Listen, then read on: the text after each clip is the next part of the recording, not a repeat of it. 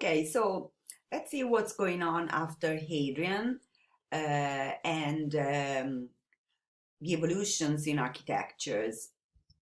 So here again, there's a timeline of Roman emperors. So you can see after Hadrian that we will have Antoninus, Marcus Aurelius, and Commodus. Then the Severans, especially important for architecture, Septimius and Caracalla. And then emperors Diocletian and Constantine. So the 50 year that followed the death of Hadrian, so occurring in 138, are a lean period in the architectural history, especially of Rome.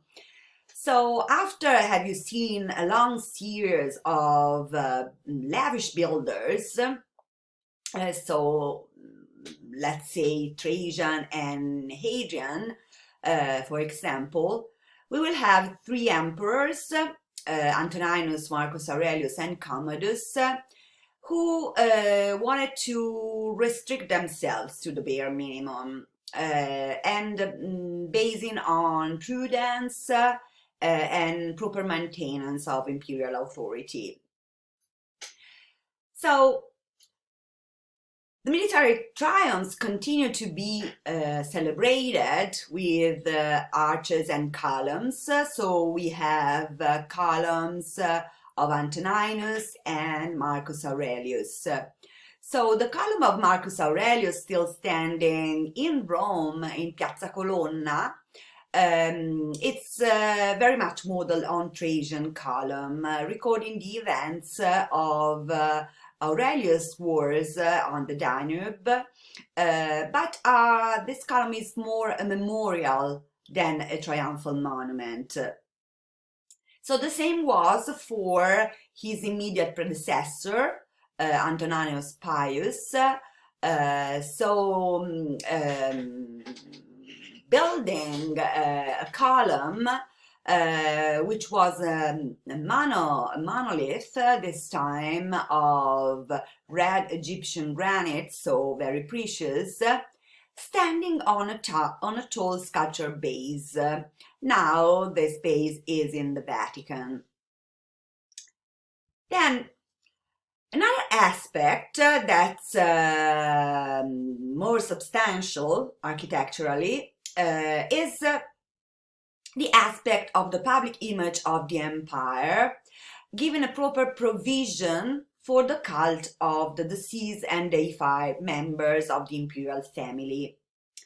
The most outstanding example is the temple that we have in the Forum, the Republican Forum, dedicated to Emperor Antoninus and his wife Faustina. So better, when Faustina died, because she was a very famous woman, especially for how she took care about the poor and the needy people. So Antoninus asked for her deification. And the Senate agreed. So he created a temple in her honor in the Forum.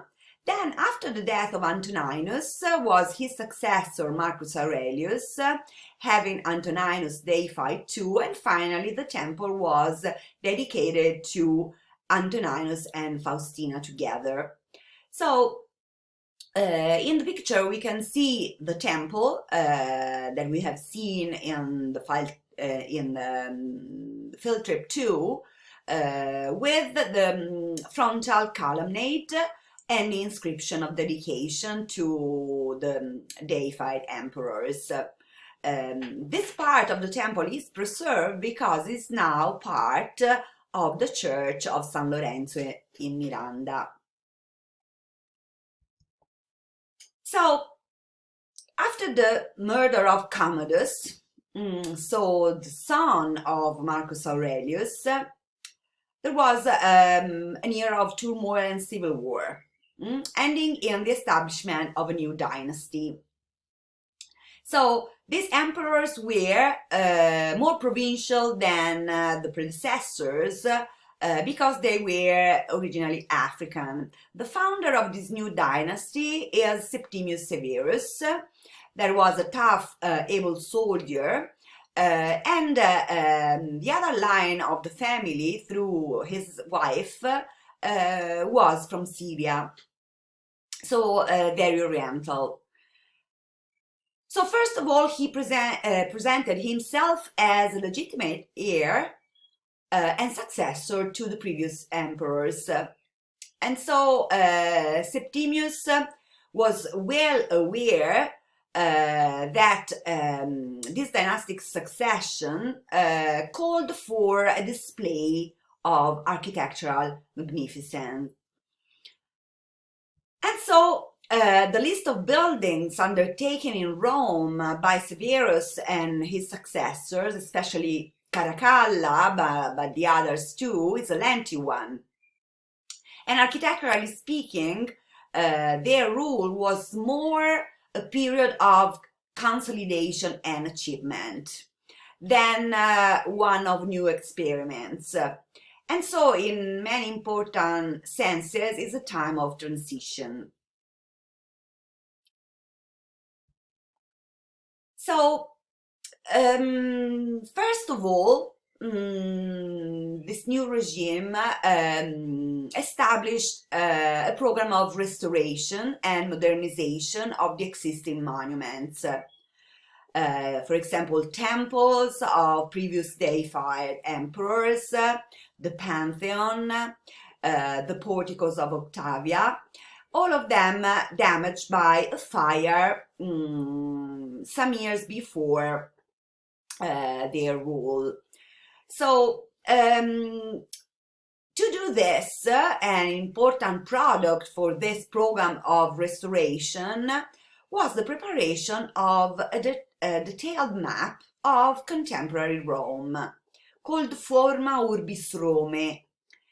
So this is very important and very interesting because this entire map of their contemporary Rome was carved on 151 slabs of marble, of which some parts have been preserved.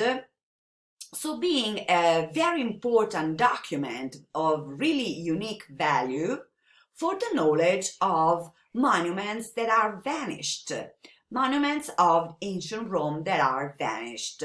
We can see them in this map. And not only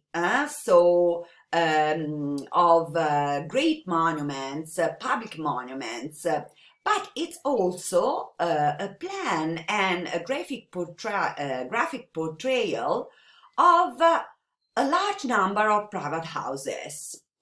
Then apartment houses, the insulae, shops, other commercial buildings, all architectures that literature and archaeological and epigraphic records, so inscriptions, are incomplete or have an further description.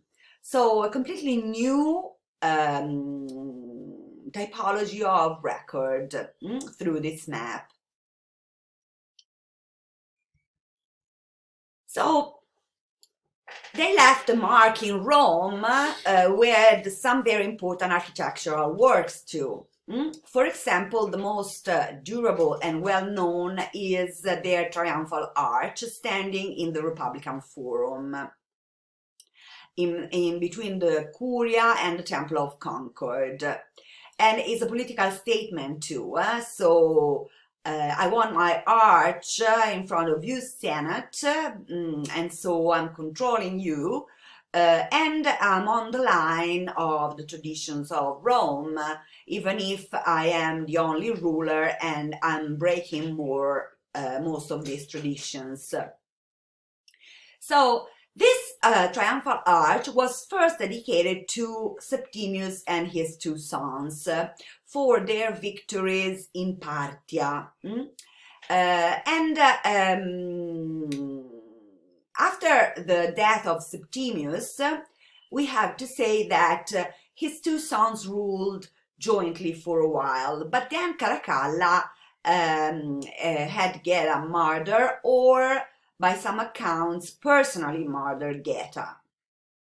From this moment, Geta's name was removed from the arch and from all public buildings and monuments. So to say, now I'm the only leader. My name is Caracalla, and so no doubts about this.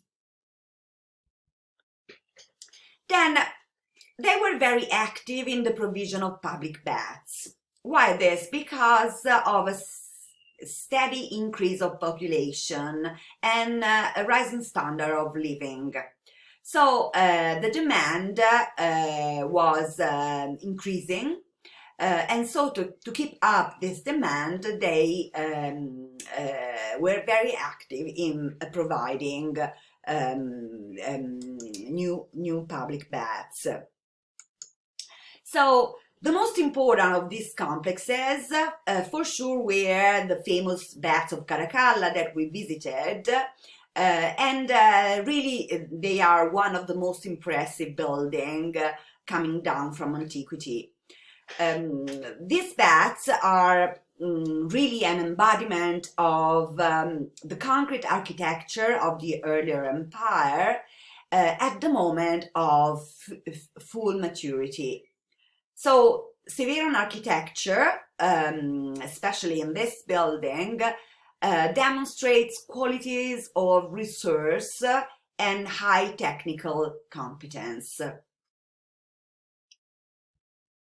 So this is a view of the baths of Caracalla that we have visited. A very outstanding monument, even if in ruin. And this is a model and a map of the central part of the baths. So you can see how large was the complex. So for providing the possibility of going to the bath to a large number of people, then being very lavishly decorated and offering a lot of services, so was going towards the demand of the city of that time, and they were the largest of public baths built in Rome. Then the architecture of this building was so incredible for the time, so mature, so mixing all the embodiments of Roman architecture till that moment, that even in modern times and in the US, this model was used for important public buildings. For example, in this case, Union Station in Washington, D.C. They worked on the Palatine Hill too, developing especially the southern corner of the hill. We have already seen the Flavian Palace built by Domitian, and so the most singular of the Severan buildings on the Palatine, enlarging the imperial palace there, but was a decorative facade called the Septizodium, dedicated by Septimius Severus, taking the form of an elaborate columnar screen, as you can see in the drawing, 3 orders high, and in plan, as you can see in the drawing on top, consisting in 3 apsid recesses flanked by 2 shallow rectangular wings. So the freestanding equivalent of the stage building of a contemporary theater.